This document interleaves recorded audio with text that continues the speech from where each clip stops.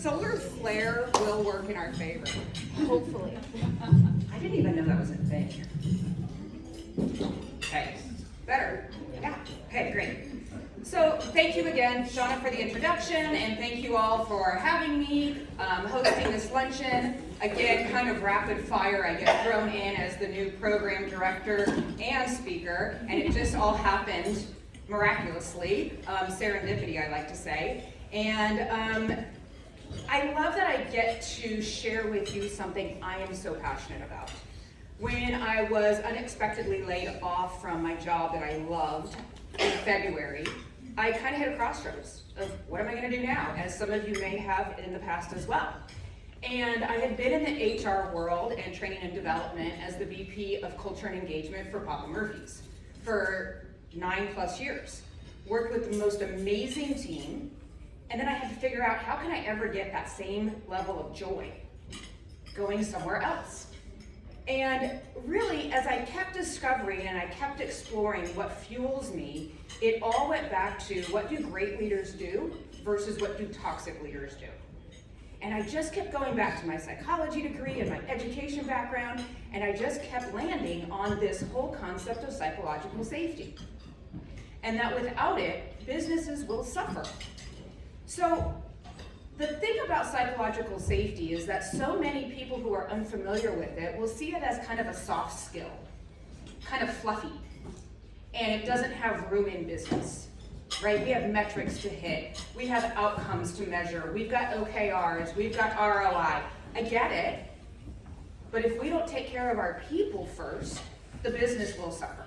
So today, I really want to explore not just what it is, but some background and context around it, a little fundamental neuropsychology, things that go on inside our brain when we get triggered by certain emotional triggers, and then strategies that you can take back to your teams to immediately implement to help build that culture of psychological safety. Okay, you ready? Yeah. Okay, cool. So I'm going to start with a scenario. And the scenario is, during a team meeting focused on budget optimization, an emerging leader named Alex, who's been with the company for about 3 years, has several innovative ideas that he wants to share with the group. They're cost-saving initiatives, and he knows quite a bit about this from his previous position in a similar role. However, the team's senior leader, Sarah, has more of a traditional approach, and she has more of a top-down decision-making approach to meetings. So, Sarah says to Alex when he tries to participate, you need to just be quiet and listen. To which Alex feels very discouraged. So, with people at your table, A, if you haven't introduced yourself, please do, if you don't know each other already. And B, take a look at this scenario and talk about what stands out to you immediately. What's the first thing you think about when you see the scenario and why? And then we'll come back together.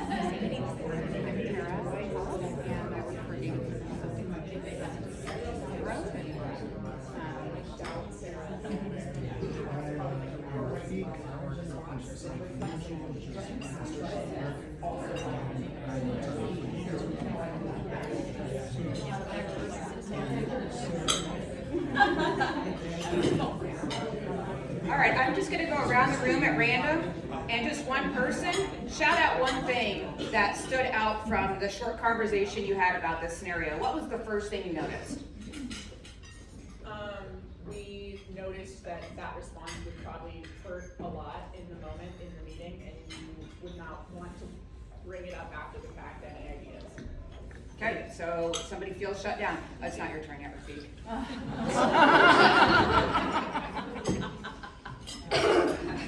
Wow.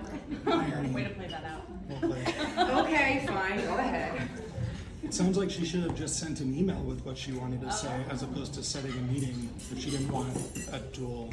There you go, okay? So it could have been handled in a totally different way. Tone is everything, and we'll talk about that in a little bit too. Thanks. Table in the back, yes. We literally said the same thing as the other two tables. Oh, okay, great. Did anyone say anything different than just, he probably felt shut down, could have handled it better? Along the same lines, I think that if she didn't want the engagement, she should have addressed him individually instead of in front of the group. Absolutely. Okay, so that then leads us to getting our minds in the right place around this concept of psychological safety, of how would we feel if we were Alex. It doesn't feel great. Now, does it happen a lot? Yeah, but it doesn't feel great. So let's take a look at the definition, the working definition of psychological safety. It's the shared belief within a team or an organization that individuals can express their thoughts, ideas, and concerns without fear of judgment, punishment, or humiliation. So again, some people may be like, ooh, that's feelings, that's emotion, a little too soft for me. But we really want to dig into this to see how this then impacts business. Let's continue with the definition by looking at what it is versus what it's not. Psychological safety is not saying anything you want, whenever you want, wherever you want. But it is freedom to share thoughtfully. It's not letting go of your emotions however you please. But it is being able to express concerns without fear of backlash. It's not about leadership taking a laissez-faire, standoffish approach. Rather, it's about allocating tasks, delegating correctly, and coaching those who might need it. It's not a space that's free from any inner conflict. Some inner discomfort is good for us. But it is a space where people feel a sense of ease and support. It's not about taking risks that are just darts up at a board with no concern for what may happen down the road, but it is a space where people can take measured risk, looking at different possibilities as far as outcomes.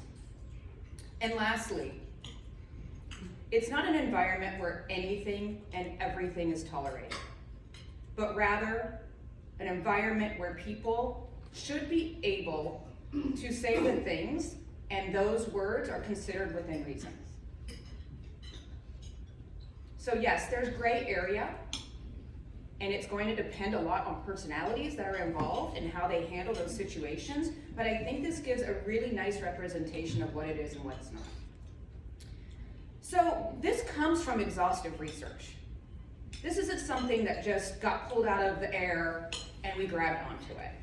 This research started as early as 1965 with Shine and Benez, who introduced early ideas of psychological safety in the context of organizational learning. And they emphasized the need for the environment to be a safe place where people could take interpersonal risks. Then in '78, we had Agiris and Schoen, who studied organizational design, stressing the importance of creating environments where employees could speak up without that fear of negative consequences. In '93, Carl Weick then explored the role of trust and safety in high-stress situations like firefighting, where having to be in that adaptable, high-risk decision-making environment really was dependent on building connections and building trust. Amy Edmondson is known for her work when she further expanded the concept in '99, defining psychological safety as the key factor in team learning and effectiveness. And then, if you've heard of Google's Project Aristotle, huge study went on for years massive amounts of work around this. And that just validated Edmondson's work and all prior research, identifying psychological safety as the top factor in high-performing teams. Above and beyond dependability, clarity and structure, and impact and meaning. The number one factor. So, what they found, all of this study combined, is that psychological safety increases engagement. Employees feel safe sharing ideas and concerns. It promotes innovation. Teams take risks and they think creatively. It enhances learning. Individuals learn from mistakes without fear. And it boosts performance. Teams with psychological safety simply perform better, period. But some of us need more than anecdotal research, and so I've got some cold hard statistics for you. And this will be great for you to bring back to any skeptics who love data-driven evidence. As I go through this, I want you to consider the financial implications that your organization might experience with these numbers I'm about to show you. Research from Gallup shows that teams with higher psychological safety experience a 12% increase in productivity and are 27% more likely to report being highly engaged at work. According to Google, in their ongoing Project Aristotle study, high psychological safety in teams led to a 30% reduction in turnover rates. Just think of that from a financial standpoint alone. Deloitte Insights suggests that teams with psychological safety have a 35% higher likelihood of achieving top quartile financial results. HR's role in developing psychological safety can reduce workplace conflicts by 40%, lowering associated costs and improving productivity. And that was from a SHRM study in 2021. And organizations that prioritize psychological safety and inclusive leadership see a 56% increase in employee job performance, according to the Center for Creative Leadership. Those statistics are powerful enough. And psychological safety doesn't just help people feel good, although it does that. Psychological safety doesn't just help foster an environment of diversity and inclusion, although it does that as well. As we see from this data, the impact of psychological safety extends far beyond the fluff. It substantially contributes to team effectiveness, learning, employee retention, and most critically, better decision-making, better performance, and the company's bottom line. Okay, I'm gonna put up a kind of a sliding scale, and we're gonna go from a low-performing, low psychologically safe team all the way up to the high. And I want you to think about where you would place certain teams that you work with, leaders of those teams, and your organization as a whole, as we walk through this. Okay, the low range. This is kind of like hygiene. It's ugly, it's not good, it can be even toxic if you're a part of it too long. And this is really where teams are holding back from voicing any concerns. They engage in a lot of backstabbing and gossiping. The energy is focused solely on self-preservation, not collaboration at all. And there's fear of what they say may be used against them. It's not a good place to live at all.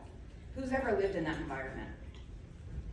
Yeah, we know how that feels. It's not good. So then we have our middle range. And they're acceptable levels. Teams and organizations are operating in a pretty stable environment, but there's no need for real adaptability. There's not an agile workflow going on. It's just kind of routine maintenance.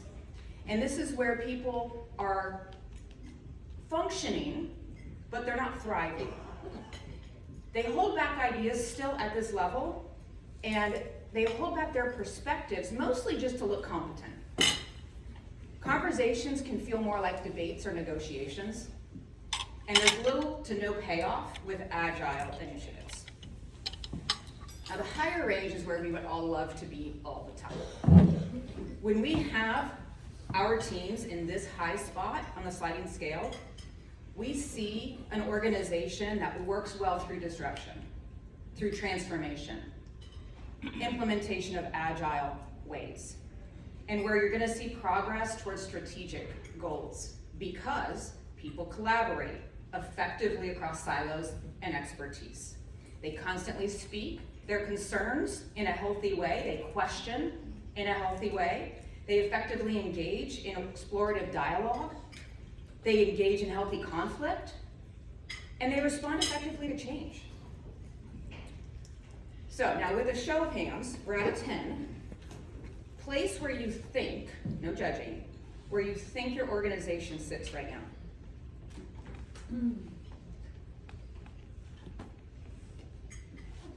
It's all over the board. Yeah, it's all over the board.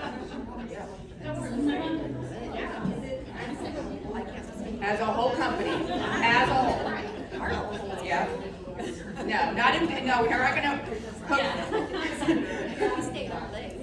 Yeah, I saw numbers all over the place, from 4 up to 9. Does anybody think they're at a 10 right now? Yeah, I wouldn't have expected that. That's pretty stellar. I'm sure it exists, right? Maybe teams within an organization might be at a 10, but the entire organization being at a 10, that would be tough. So, one way we can better understand that scale is by examining the neuropsychology behind it. And I love looking at it through this lens because feelings and emotion are subjective. Neuroscience is not, right? And so this is another piece along with the data points that really drive certain people to understand what this is all about. So let's look at the behaviors first that might trigger our brains to respond the way they do, specifically when we're at work. But when you see this list, you may feel triggered from a personal perspective as well. You may feel like, oh my gosh, that's my relationship with so-and-so. Or yeah, I had that experience. But for now, I'm just gonna talk work. All right. Take a moment to just notice how you're feeling when you see these words. Micromanaging, blaming others, publicly criticizing, showing favoritism, not listening, reacting negatively to feedback, ignoring employee concerns. How are you guys feeling right now? A little triggered. Yeah, like a little trigger, right? Oh, but wait, there's more. Okay. Focusing on only results, not the process and the work you put in. Discouraging risk-taking, withholding communication. Taking credit for others' ideas. Never felt that. Creating competitive, like an unhealthy competitive or threatening environment. Allowing toxic behavior to continue. Lack of empathy and inconsistent or unpredictable reactions. Raise your hand if you feel a little bit triggered. Our brains immediately respond, even when we just see the words, no less when we're on the receiving end of any of these behaviors. These behaviors create a climate of fear and uneasiness in our employees. People may feel more inclined to protect themselves than to be honest, often lying or withdrawing as a response of feeling threatened. And importantly, we need to understand that that is not a sign of weakness. It's simply a reflection of how our brain reacts to those situations. Anybody a parent in here? Has your kid ever lied to you? I'm not saying it's right, I'm just saying. Okay. And this is because when confronted with these feelings, our amygdala, the little almond-shaped nugget in our brain, goes into overdrive. And it triggers our body's fight or flight response system. Simultaneously, our prefrontal cortex, which is responsible for decision making and rational thought, becomes less effective, making it harder for us to think clearly and respond thoughtfully. Blame, anger, fear, all those emotions all foster a culture of distrust, leading to disengagement, high turnover, and get this, long-term exposure to this kind of stress can even change our brain function. Long-term exposure to chronic stress can change the way we think and perceive the world around us. It affects our memory, it affects our emotional regulation, which then further fuels the cycle of fear and dishonesty. And in the end, this negative environment not only harms individuals, but then it obviously is going to permeate the air of the team and impact team performance. In addition, the state of feeling psychologically safe activates the DMN. Anybody know what the DMN is? Good, you get to learn something new. I love that. It's called the default mode network. And it's a network of our brain regions that when our mind is at rest and we activate it so that we're able to just calm, it really regulates our self-referential thoughts, our daydreaming, our introspection, our reflection, right? Think about it. When you relax, if you meditate, when you're in the shower, when you're about ready to fall asleep at night, all those thoughts come to your mind because you're able to actually chill. That's when you've activated your DMN. So overwork, burnout, fear, and high levels of stress will block access to our default mode network. And our prefrontal cortex shuts down.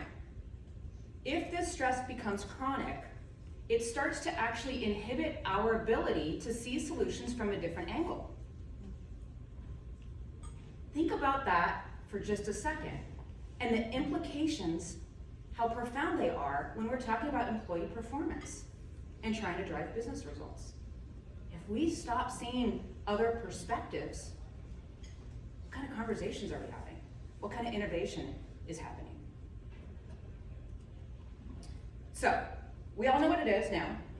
Understand a little bit of the neuropsychology behind it, fundamentals at least. We could have a whole semester course on that probably. Now, how do we harness it? Anybody heard of the Yerkes-Dodson law? Okay, maybe you've seen this. It is showing the relationship between stress and performance. Maybe you've seen it and you just didn't know the name of it. And basically what it says is that a moderate amount of stress can actually boost performance, whereas a low amount of stress, an employee may be bored and unchallenged, and performance will be low. And conversely, at the other end, high amounts of stress will lead to burnout, overwhelming feelings of exhaustion, and then low performance again. So the real trick to get high performance on teams is managing both. Keeping cortisol, our stress hormone, in check with boosting oxytocin, our bonding hormone, keeping it in check. And we do this through trust and connection with others, psychological safety. So when we can equip our leaders at work with the skill set to enable oxytocin and cortisol to balance each other, we'll actually be able to drive performance just by doing that. It leads to high morale, it leads to improvements in processes and workflow, and it leads to better business. And great leaders already do this, and they don't even know they're doing it half the time. They're able to assess where their teams are as far as stress levels go. They're able to monitor, they listen well, they have conversations, they question, and then they make adjustments based on those observations. That's what good, great leaders do. And so I want to step in to 3 different styles of leadership that I want you to think about the leaders you work with at your organizations. Who does this well? Who falls maybe in one of these 3 categories? Or who could really use some training and some skill building around this? The first one being supportive leadership. These leaders provide encouragement, emotional support. They're really good at fostering a safe environment. They're empathetic. They're active listeners. They build trust with their employees. They build those really strong connections. And as a result, they increase team morale and motivation, leading to higher engagement. The next one is a consultative leader. These leaders seek input from their teams. They receive feedback really well. They're natural, strong communicators, collaborators, they're open, and as a result, they foster ownership and commitment, making employees feel seen, heard, and valued. Challenging leadership, these are leaders who push their teams to strive for excellence. They're visionary goal setters. They encourage risk-taking while holding their team accountable. Mistakes are never seen as failure. They drive continuous improvement and skill development. Now, the tough part is our goal should always be to get our leaders to integrate all three of these as often as possible. That would be the perfect leadership. We understand that depending on the situation, the severity of the change, the urgency, there's so many different factors that will play into when you can pull from one of these. But to get your leaders to understand that these are the qualities that build psychological safety, that's a great place to start. Who has a leadership program at their organization, whether it be an emerging leader program, a mentorship, an executive coaching, any of those kind? Only a couple? Okay, so those who do, think about how yours is structured. Those who don't, consider what would that look like for your organization, and is that something that could potentially benefit your teams after I go through this? When you're developing or refining any kind of leadership program, McKinsey and Company says, through studies they've done, that organizations oftentimes focus on way too many skill sets. And it's just kind of like, drinking out of a fire hose. And they have found that very specific skills and behaviors actually improve the likelihood of positive leadership behaviors and then fostering psychological safety. So two that often occur and we see in leadership programs are open dialogue skills and developing high quality social interactions. How do we talk to people? How do we ask questions? How do we give and receive feedback? But what's interesting is the ones that they show yield even more beneficial results are two that are not seen in only probably about a quarter, according to the research, only about a quarter of all leadership programs have these as a part of their curriculum. And that is situational humility. What do you guys think situational humility even means?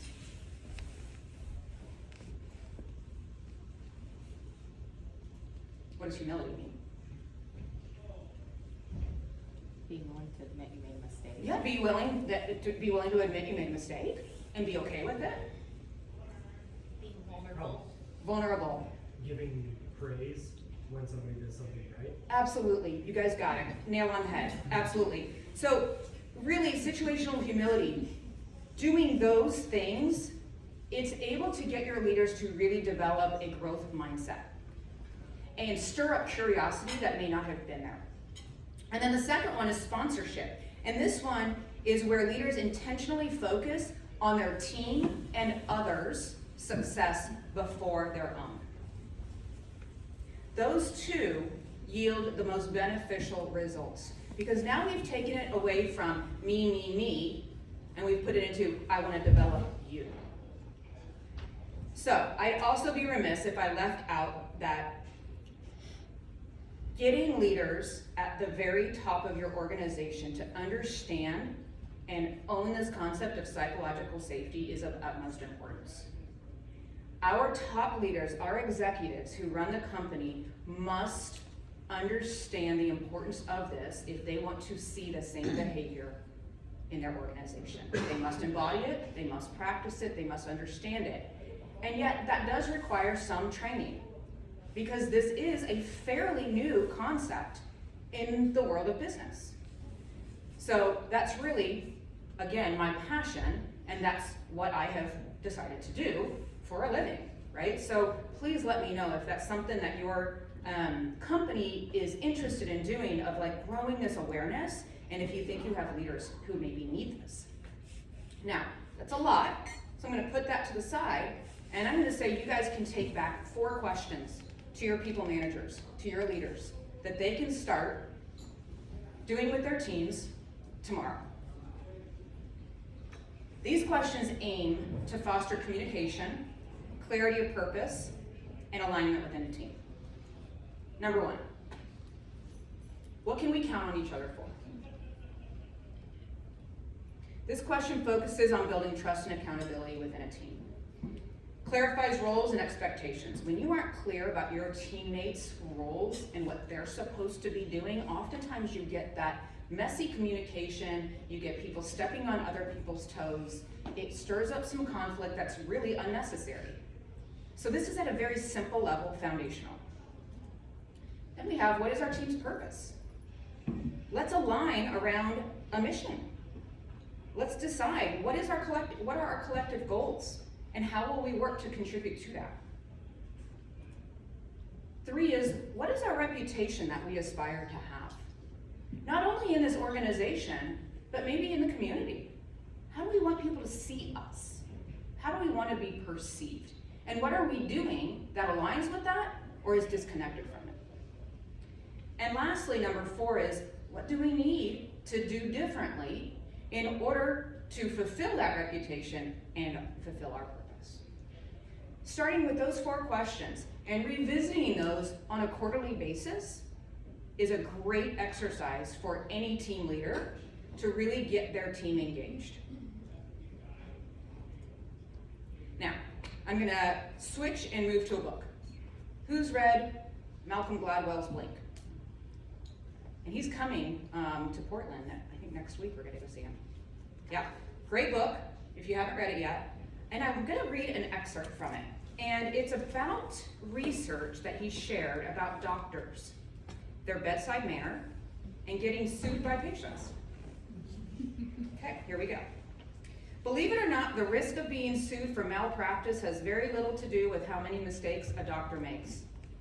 Analysis of doctors who get sued a lot and doctors who make lots of mistakes and never get sued. At the same time, the overwhelming number of people who suffer an injury due to the negligence of a doctor never file a malpractice suit at all. In other words, patients don't file lawsuits because they've been harmed by shoddy medical care. Patients file lawsuits because they've been harmed by shoddy medical care and something else happens to them. What is that something else? Lack of that side. Sorry, what? A lack of psychological safety. Okay.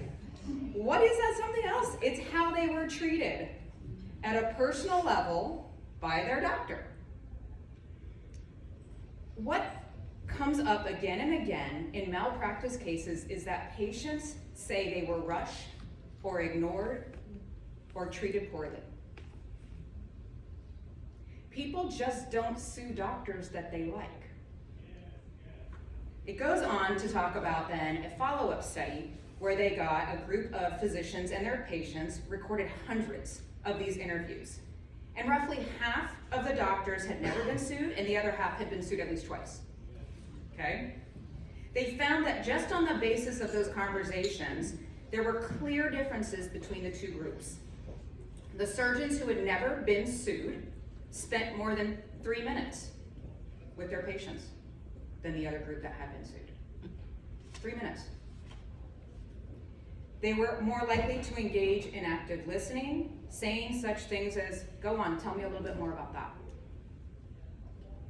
The difference was entirely in how they talked to their patients. So I find that so profound, because do you really think our leaders and employees are any different than doctors and their patients? Not at all, right? And yet we pass up the opportunity to build connections with employees all the time because we're so rushed to get to that next task and to check that next thing off the list and to hit that next metric that we forget 3 minutes makes a world of difference. a world of difference. And when we can get our leaders to understand that 3 minutes is all it takes, rather than shooting somebody an email, call them over Teams. Hey, give me 5 minutes of your time. And we'll stick to it, hard 5 minutes, but give me 5 minutes of your time. That's all it takes. So we know that through this, through what Malcolm Gladwell says, through what all the research says, that empathy and active listening matter. That employees are less likely to disengage when they feel heard, respected, and valued. This is no different than in a personal relationship. When you get stuck in your marriage, it's probably because of one of those things that's not happening. Leaders who foster safety and connection reduce conflict and make it easier to navigate changes and challenges in life. True.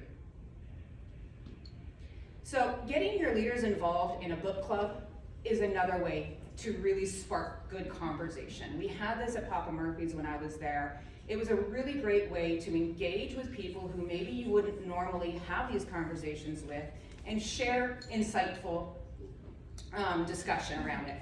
These are just a handful of books. There's many, many fantastic ones. And shameless plug, mine's out there too. Gotta do it. Another way is to actually build out a year-long curriculum. And we also did this before, and it was highly successful. It always amazed us at how many people showed up. And it was so much fun because, again, you get to see faces you don't normally get to see on a day-to-day basis. And the things that would come from it were just amazing because it's like that safe zone where we just get to talk about this. And there's no judging, and no answer's wrong, no mistakes are made, and it's a really great time. This is just a sample of how an outline might look that I would build out for a calendar year curriculum around psychological safety. We wouldn't just touch on the topic, because that's just one part of it, but we would connect it to the business results and the ROI and the financial implications too. And when you do that, it all of a sudden becomes more powerful and more tangible. So, sample, you could go every month and just make that connection, and then even break that off into, say, a mentorship program and use that content and or an emerging program. There's so many opportunities to really blow this out. So, why does this matter when we've got all these numbers to hit? I think to most of you, you get it. Last year. All of this sounds reasonable. Maybe some of you are even thinking, yeah, I can do some of this. This is exciting. Because you're HR professionals, you're in the people business. Like, you get it, right? I mean, it's probably at the core of who you are. But like I've said, not everybody is, as you well know. And there are going to be skeptics. And they are going to think that psychological safety is just fluff. It's more than coddling employees. If anything, it's the opposite. It's holding people accountable in a kind way. And it's a strategic lever. You might hear, yeah, we can't afford to put time to this right now. We have numbers to hit, business outcomes, this touchy-feely stuff drives me crazy, go away. I've heard it. I've heard it many times. Here's the truth, again, without people, the business will suffer. We have to invest in our people more than we do. Harnessing psychological safety is about supporting people through transitions from current state to future state, and understanding what's needed to fulfill and influence each person's needs as they work through that change. Change management is a tough thing. It is difficult. Change management is married to project management. Project management is the process. Change is the people. We've got to focus on both equally. And when they're married, it's a beautiful union. So, bottom line, when teams don't feel safe, the answer being innovation will stall, communication will break down, and the business will suffer. Now, let's talk about some common reasons why people might resist. It's one thing to say, yeah, I know the person who I'm going to hit resistance with. I already have that person in my mind. Yes, I'm ready. But why? Getting to the why of why they're feeling How they're feeling is important because then you know how to respond. Why do you think people are resistant to this concept of psychological safety? They're afraid. What are they afraid of? Looking bad. Being vulnerable. Being vulnerable? Looking bad. Looking bad. What else? Stuck in their ways. Absolutely. They're afraid of what they might hear, like from other employees and like. Going back to fear. They're afraid of the truth. Going, right? You can't handle the truth. Cultural That just date conditioning. me. Oh, God dang it. Oh, Mindy. So yes, absolutely. And what's funny is those people are stuck on that fear without even maybe realizing it. And that's what we're trying to solve for. How ironic. So vulnerability, lack of trust, misconception that safety means lack of accountability when it really is opposite. Unfamiliarity, fear of losing control. Control is a huge issue, especially higher up. Don't want to look too soft, might lose control. But there are ways around that. When you go back and you have those resistors and you get a sense as to why they are resistant, communicate that value. Share statistics and case studies like the ones I've shared with you today. Highlighting organizations that have thrived by implementing these strategies. Use the data, use the metrics. Some people really are driven by that and not emotion. Emotion will not work for them. And I've got that data. If you want it, I can give it to you. It's easy. There's so much of it out there. I dummied it down like crazy today. The second way is create a safe space for these discussions to happen, whether it be small groups or one-on-one conversations. You've got to create a structured space. Host small groups. Host some professional developments around this. Host just a Q&A. Bring in a speaker. Have some workshops. Get people exposed to it. It's a lot like change management in that you kind of have to go slowly at first because it may be kind of a foreign idea to some people and they may not be comfortable at first. So go slow, bring them in, and then let them lead. Take an iterative approach, those small steps. Have feedback loops. Aside from just doing your annual employee engagement survey, which obviously will tell you quite a bit, maybe do quarterly check-ins. How are we going with, or how are we doing with those questions? Did you ask the 4 questions? Are the answers changing over time? What are you getting out of that? Where do you want to be that you're not yet? And then lastly, allow for a personal approach. Assure leaders that you're not asking them to be something or someone that they're not comfortable being. This one is critical because it's like forced fun. Nobody wants to be forced to do anything. This cannot feel like a forced activity. Instead, we have a responsibility as being in the people industry to train our leaders to genuinely embrace these concepts, equipping them with the tools and confidence to implement that in a way that feels natural and comfortable for them. When leaders feel ownership over this, you're gonna see that trust and openness start showing up and psychological safety will emerge organically within that team. But we don't want to take away personalities. That's not what we're asking. This is not a canned approach. This is about understanding that people walk into a room with a set of fears around something. And when we understand that better, business will be better. Okay, in closing, I want to bring these statistics up again, just as a reminder. And close with a few takeaways. Operational excellence and achieving a solid ROI are not just about refining workflows. They hinge on harnessing the full potential of your people. When companies align people strategies with business goals, they unlock a competitive advantage. At the heart of this transformation in psychological safety, which is not a soft skill, but a strategic imperative, HR leaders, in particular, can bridge that gap between people and profit. You can help drive sustainable growth that's essential for long-term success. And with any business decision, we must look at the cost-benefit ratio. The short-term costs of implementing psychological safety may involve upfront costs. There may be time, effort, potential friction as teams adjust. There may be initial productivity declines and dips as people learn to engage in open, vulnerable conversations. It's gonna be weird.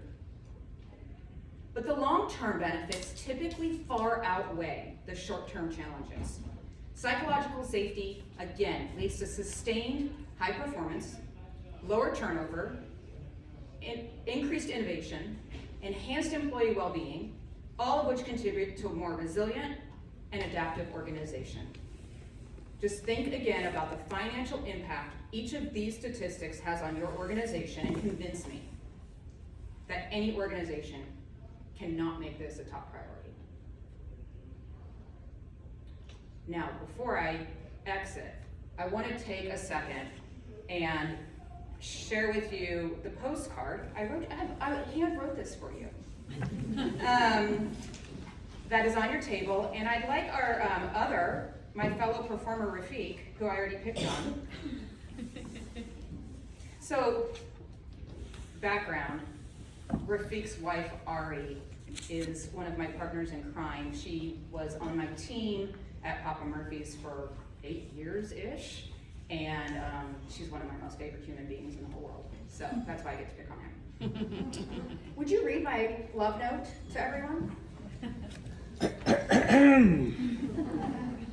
Change management and leadership I development. feel like you need the mic.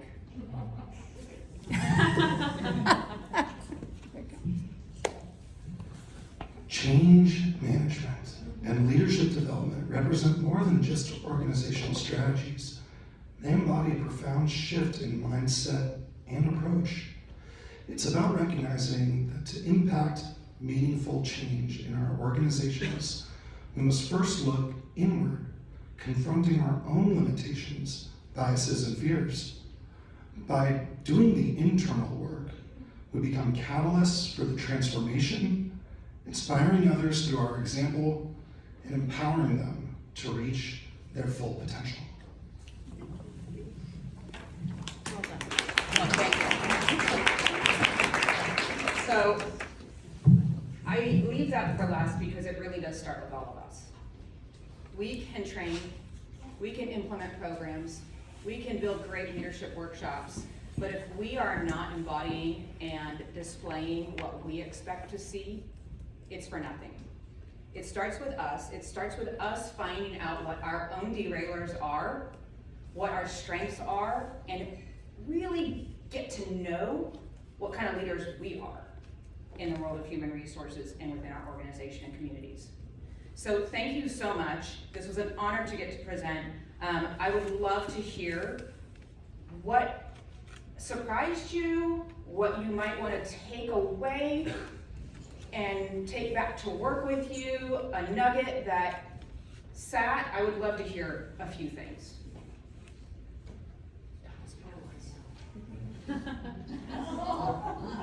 Yes. I like the idea of a growth-centered book club, and Yes. maybe even not just for leadership, but basically anyone who wants to participate. For those of you in the back, a growth-centered book club, not even just for leaders. I think that's an amazing idea. And book clubs, and they're great.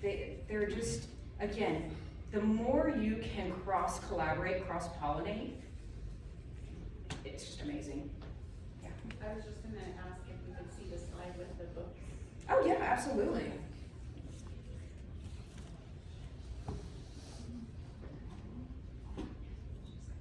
There you go. Yeah, these are just a few. Again, there are so many out there. It's a wealth of leadership, change management, psychological safety, resources and tools out there. I will tell you from my experience, change management in particular is very academic and technical in its approach. And I try to marry it with leadership because I don't think one can live without the other. But these are great to start with. Yeah. I appreciate your stats that you had up there. Yeah. I think it's really need to have something solid to be able to justify what you're gonna be spending, whether it's time or money towards. Thank you. 100%. Thank you for bringing that up. You know, it's almost like when you think about our public school system, what's the first thing to go when budgets are cut? The arts. And it's the first thing to go. And it's the most important thing to so many kids. And it's kind of the same thing with organizations. When budgets are cut, what's the first thing to go? Training. What? So you do have to, we have a responsibility to tie our financial implications that are positive, that we can bring to any organization by doing things like this, by equipping our leaders and their employees to build a psychologically safe environment. Yeah. Yeah. I thought it was interesting that you brought up like dishonesty and withdrawing as being really tied to psychological safety, because when we know when our employees or our managers, employees start faulting, they just go like, well, this person's a liar, they gotta go. And for us to push back and ask more in-depth questions, like, why do they feel like that? What are you providing to them? I love that. Yeah. I love that because so often we look at the behavior, not the cause of the behavior. And that's anything in life. I mean, let's take it a totally different way, addiction. We look at the addiction, we don't look at what caused the addiction. So when we can do that and say, wait a second, before I just jump all over this, why is this happening? Have a conversation with the person. What's making you uncomfortable? What are your fears? What's blocking you? It's not that hard. We just have to do it. I am available anytime you want. You've got my information. I would love to hear from you to connect about any of this. I do workshops. I do speaking engagements and consulting and coaching. So I would love to hear from you. I'd be honored to work with you. Thank you so much.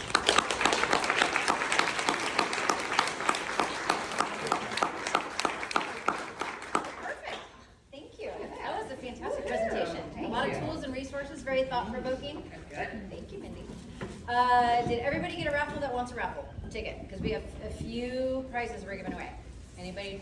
Everybody? Okay. You didn't get a raffle? Gotta make sure. Yeah, she might go.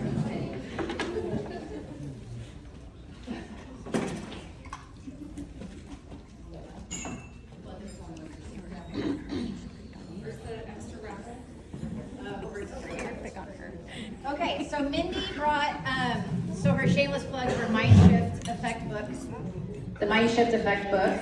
Mindy brought 5 to raffle off. So I'm gonna raffle off those books first. You wanna hand them out? Okay, sure. Okay, so the first book goes to, last 4 digits, 6737. Oh, To an engaged audience. I Number 2. love that. I love that.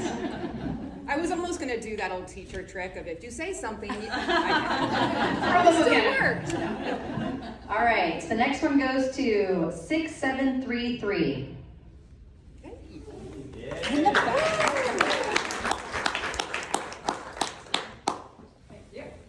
The next one, 6742. Oh, same table. Look at that. I am switching these around, everybody. The 4th book, 6726. Hey! You have one more, right? One more. Okay. 6725. Oh, hey! Look at that. All right, and then we have 2 gift cards graciously offered by Erin at Tal Holdings. One is for $25 Visa. The other is for a $50 Visa card. So we'll do the $25 Visa card first.